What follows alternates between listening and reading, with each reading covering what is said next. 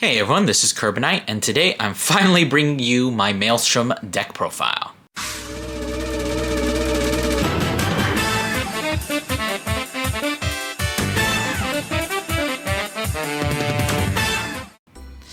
So, starting off as we always do with how viable this deck is in the meta, I would say this is definitely like a roguish deck. Like, it's definitely not one of the best decks of the format right now.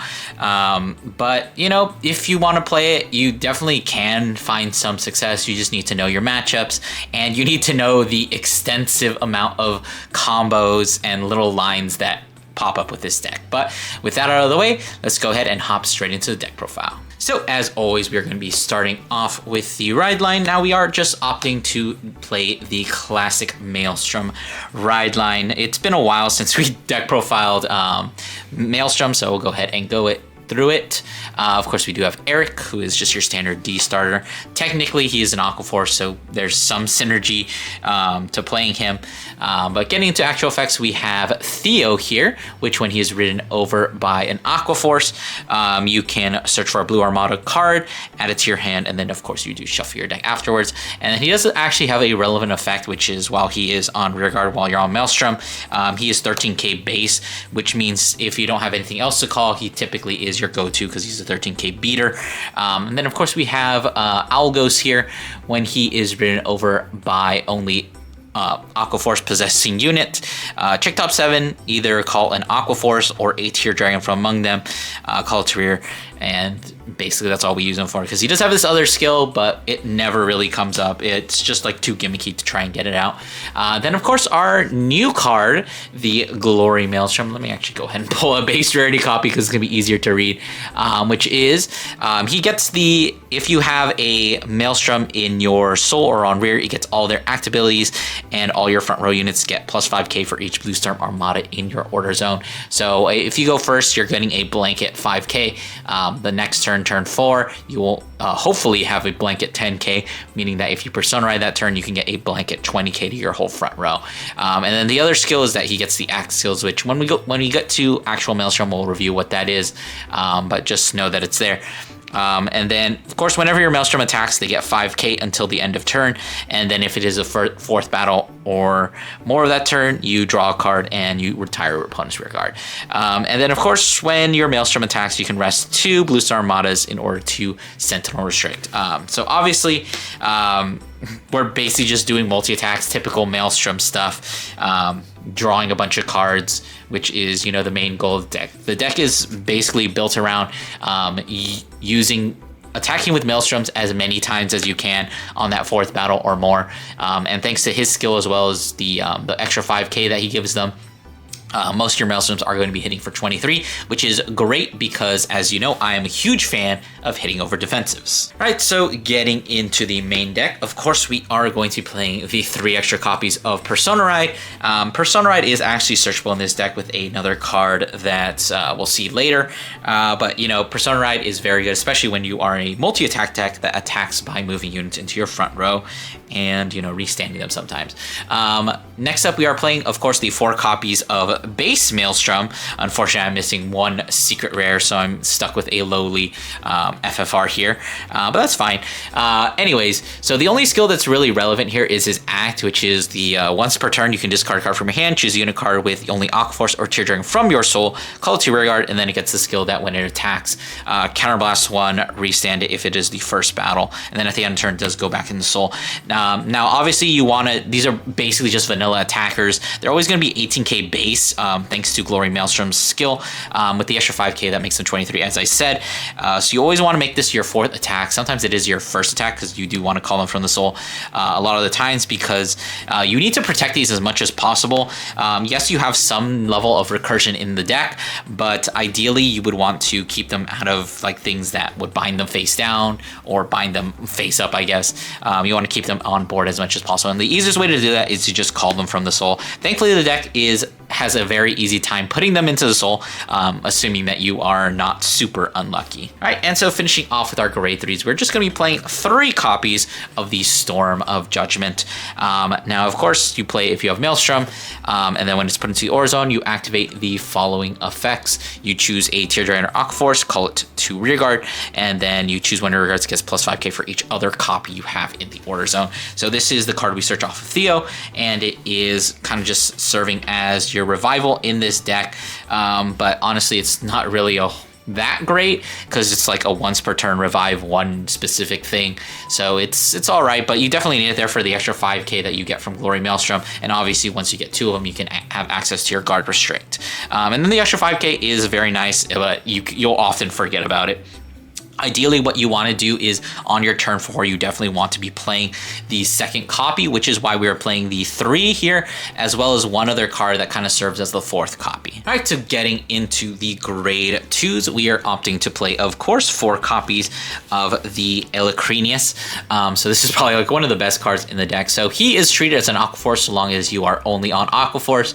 But when he's placed on Rearguard, if you have a Vanguard with only Aqua Force, meaning that you can do this on turn 2, you check top 7, look for either a Blue Storm Armada or a Maelstrom and reveal it, add it to your hand, then you shuffle your deck. If you do reveal a card, you do have to choose a card from your hand, and you either discard it or you put a card from your hand, or you put it into the soul.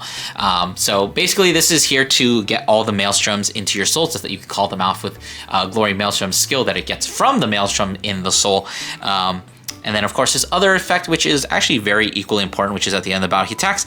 If you are on Maelstrom, counterblast 1, choose one of your rear guards, and then you swap him. So he's basically just a Basil. He can swap himself anywhere. He doesn't have to be in the same column. So just put him wherever you need to. You can usually what you'll end up doing is swing with him, and then if you need to get to another extra attack, you can swap him with another copy that you have to have on board, swing at that, and then swing that. Move it into another Maelstrom into position so that when you swing with your Vanguard for hopefully like the 3rd battle, you have 2 Maelstroms in the front row ready to receive trigger power. But yeah, this is actually the only grade 2 unit I'm playing in this deck. Well, I guess the most obvious thing we need to talk about is the fact that this deck is not playing any cycle cards. So you have access to things like Searum Brave Shooter and Margaret, which are both very good in the deck because they have a lot of extra utility that they don't have in other decks. But the main reason I cut them is because you would draw into them and you would feel bad, because if you draw into 4, you can only ever use like 3 of them, and you have to keep them in your hand because you can't guard with them. Because you want to ditch them for rides, you end up taking a lot of damage, and then you get into the early game, into the mid to late game, and you would end up drawing them, and they would be useless because they don't really do anything outside of, you know, making it so that you don't minus when you ride up. So I decided to cut out all those cyclers. I put a different kind of cycler in, and it honestly makes the deck feel so much more better. Also, not playing Tidal Assault because I still hate him. But for our last grade 2 card, we're just playing the 1 copy of Twin Cast. You do draw a lot of cards, but a lot of your cards do not have shield value, which is why we play the Twin Cast. Just a little bit of extra shield value there, 10k shield when you play it from hand, and then another 15k, assuming you're on grade 3. We're moving it from the drop zone. Right, so moving on into the grade 1 lineup. This is where we do actually have a bit more of units. So of course we are playing the 4 copies of Wheel Assault. Wheel Assault is very good at enabling your multi-attack without having to use any CB. So at the end of the battle, he boosts. If you're on Maelstrom, Soul Blast 1, choose 2 your rearguards, just swap their positions. Effectively doing the same thing as Illucrinius, but he, you know, costs a soul. It is a little bit awkward to position him because he does have to like boost, so you're like losing out on 2 rearguards that could be, you know, attacking. He doesn't get to attack at all, but you know, he's there. Usually I end up like sticking him behind the Vanguard, or just like on one of the columns boosting an Illucrinius. Usually like the second attack, like whatever Illucrinius moves to his position ends up getting boosted by Wheel Assault to extend the further attacks. So it can be a little bit awkward, but of course he is an Aqua Force, so he does have that utility. You can call him off of Algos, you can call him off of the Judgment of the Storm, or Storm of Judgment. So he definitely has a very good spot in this deck. All right, so moving on to another new card, we are going to be playing, of course, 4 copies of the Dancing Cutlass. This is the only cycle that I've decided to keep in the deck. deck, mostly because he does have extra utility. So he gets skills if you have no cards in your G zone, which obviously we're playing Maelstrom, so we're not going to have any. There we go, focus. When you discard him, either during the battle phase or the main phase, you can EB3 in order to draw a card. So he is a much better cycler because unlike Brave Shooter, you can proc his skill even if you like draw into them later, if you just pitch it for Maelstrom's ability to call something from Soul. So he has that extra utility, which is why he gets to stay in the deck and Brave Shooter does not. And then of course the other skill is you can remove 2 copies of Cutlass from your drop zone and countercharge, which is very much appreciated because for your full combo, you technically do, you need at least 2 CB to do a really good combo. Ideally, you would want the 3rd CB so that you can maximize your attacks and it just like make your attacks actually have pressure. So Dancing Cutlass is definitely there to kind of help you out. If you get pushed to 3 and you end up using one of your CB, Dancing Cutlass can give you that 1 CB back that you need in order to go full combo. Now, the cycle card that I have actually opted for is actually 4 copies of Fajarmar. So, like I said, the other cycle cards, Margaret and Brave Shooter, Sea Rumble, don't give you any extra utility, whereas Fajarmar does. So he is the discard cycler. When he's placed on rear, if you have the same grade as your opponent's Vanguard or less, he gets 2k and you may discard the top card of your deck. Honestly, in this deck, you're never going to discard. I never do, but you can if it's there if you want to. But the main skill is from rear or drop. You can remove him and EB3 to add the card you discard to your hand. So this card just adds so much utility because especially in the cycler build, what you end up doing is you end up discarding a lot of your pieces, and Fajarmar is there to say, oh, you discarded your piece, you can just get it back. So he also lets you do some early game aggro rush. You can call these. Technically you can also call Dancing Cutlass, but you would prefer to have them in your hand so you can discard them. But he's another rare card that you can just call down and, beat face with. And then even if you do that or he gets retired, you can just, remove him, add back a more important piece. Basically, especially if you're like trying to get a free rear guard and you don't have anything good, you maybe just discard one of the cards that you're just going to call anyway or play. What I'll do a lot of the times is if I'm going second, I will discard the Judgment of the Storm or the Storm of Judgment that I search off of Theo, in order to call something from Soul, and then I'll use Fajarmar to add the Storm of Judgment back and then just play it and call something else. So really good in that situation. You're discarding so much in this deck. Technically, this can also get you back your discard fodder. Like theoretically, if you're going second, you can go discard this, and then if you draw into this, you can discard this, EB3, draw a card, and then EB3, remove this, add the Cutlass back so that you have another card to discard when you ride up. But most of the time, you'll just draw into another one, in my experience. But, that is a play you can do. And then I think finishing off the grade 1 unit cards, I'm opting to play 1 copy of this guy. His name is Irokilis? Okay.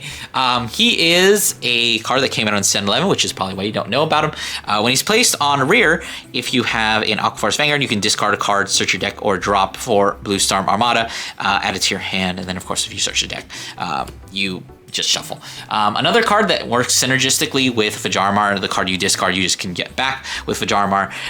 The main reason I'm putting him in here is because it's really important that you see that second copy, so he's the 4th copy effectively, while also being shield value. We don't really care about discarding anymore because this actually triggers both this and this, so it doesn't really matter that you're discarding.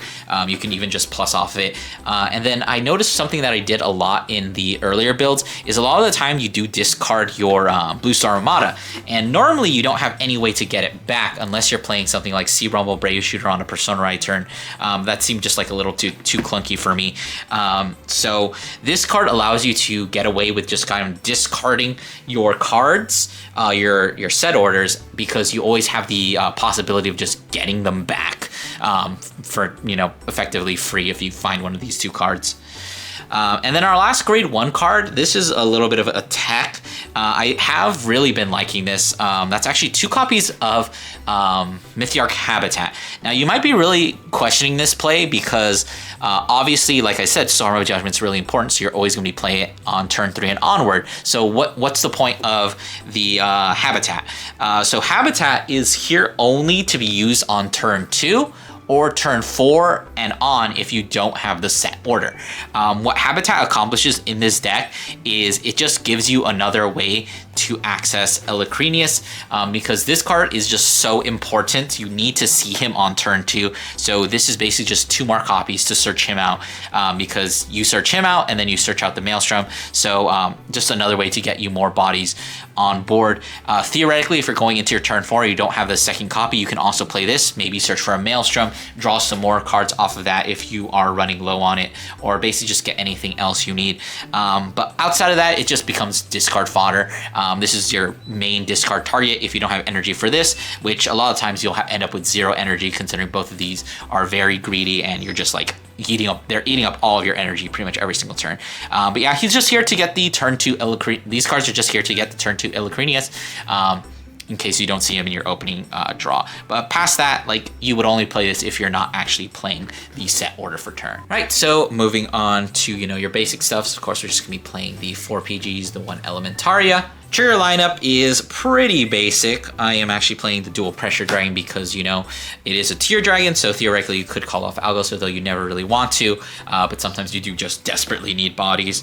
Of course, we're going to be playing Alana. Technically, you don't really need to. I don't think you really have too many soul issues. Sometimes it comes up, but like, you know, maybe you want a 5k, you don't really have to play it. I'm opting to play fronts because I feel confident in you definitely draw a lot of cards with this deck, especially if you can do the double Maelstrom play. So having fronts just makes your attacks hit that much harder. And it's not that difficult to actually like line up your attacks to make sure that everything in the front row is standing when your Vanguard attacks. And then of course past that, the 4 heals, as always, I always say, like, pick your heals, do whatever you want with them. And then of course just playing Blessfair. Blessfair is just like an overall really good OT. Really hard to like beat him most of the time. All right, so we're gonna go ahead and finish off with a couple of little combo plays that you can definitely do in this deck. So let's say you did a little bit of early aggro, you have the Fajarmar, obviously hopefully you call the Electrinius and he's still around for hopefully some reason. But what we're going to be doing here is we're going to show you kind of some of the basic combos and some of the ways you can extend it even further. So ideally you want to either have this in the drop or in the soul. So what you can do, what I end up doing a lot of times is I discard this in order to call out the Maelstrom, and then you can always use Fajarmar to remove itself, just add it back, play it down again, and then call this here.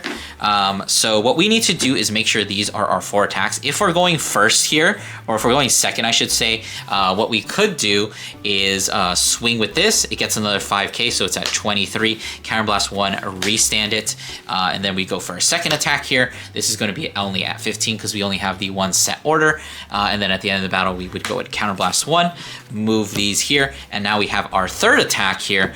If you didn't want to use a CB, you could also use Wheel Assault here, but that's not as good because, well, obviously your attack patterns are kind of weird. So you would swing, drive check your 2 things. If you hit a front, now you can just go ahead and give it to these. So you'd swing 2 more times, draw 2 more cards, which is ideally what you want to be doing. You always want to be, you know, pinging them for swing with the Maelstroms at least 2 times every single turn. All right, so there's a couple of different ways that you can actually maximize your attacks. One would be to do this, where you can go 15, Counterblast 1, swap them with the other Electrinius. You can go, if you want, you can boost this one. If they got a defensive, you swing there, either Soul Blast 1 or Counterblast 1, doesn't really matter. Swap these 2, and then of course your Vanguard would be the 3rd attack, and then you can swing, swing. And then of course you can do it in another more basic way, which is what I typically go for. I'll try to have double Electrinius here as well as double Maelstrom in the back row, so that you swing for 15, Counterblast 1, swap, swing for 15, Counterblast, swap, 3rd battle, swing in, trigger power to these 2, and then just draw 2 more cards. That's my typical go-to play when it comes to trying to draw. Now, if you do manage to find 3 Maelstroms, it is actually possible to extend your attacks to draw 3 cards, but I believe it does require quite a bit of CB, as we're going to see here. So of course you would swing with this one, Called from the Soul. Your opponent should be at grade 3 at this point to restand, and that's the first attack. Second attack here, we go ahead and counterblast 1, swap these 2, and then the third attack always going to be that Glory Maelstrom. Typically Glory is either the second or third attack of the turn. Swing, stack trigger power here. We're now at the 4th, so we go 4th. This one actually gets another 5k because it's attacking for a second time, so it is going to be at least at 28. If you push Sunride, it's going to be even bigger. And then of course you would swing this one, boost it, and then use the Wheel Assault skill to Soul Blast 1. Swap these 2.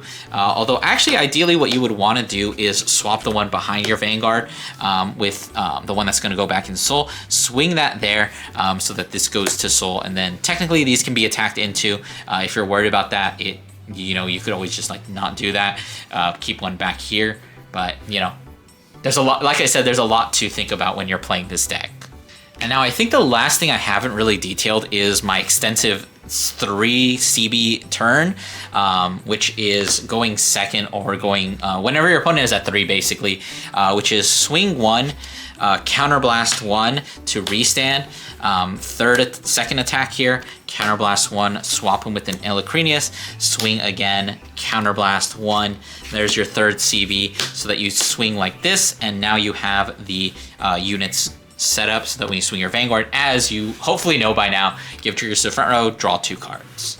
All right, that's going to do it for my Maelstrom deck profile. I hope you guys enjoyed. Don't forget to do those YouTube things, like, comment, subscribe, and I'll see you guys in the next one.